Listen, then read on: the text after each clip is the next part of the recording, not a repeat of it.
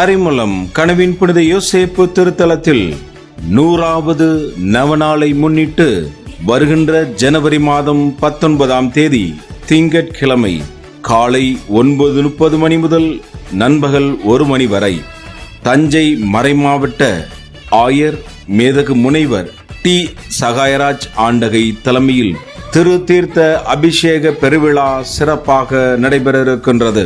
உலகின் பல்வேறு பகுதிகளின் 25 திருத்தலங்களிலிருந்து கொண்டு வரப்பட்ட தீர்த்தம் ஒன்று சேர்க்கப்பட்டு ஆயர் அவர்கள் கரங்களால் மக்கள் மீது தெளிக்கப்பட்டு திருத்தீர்த்த அபிஷேக பெருவிழா மிகவும் சிறப்பாக நடைபெற இருக்கின்றது.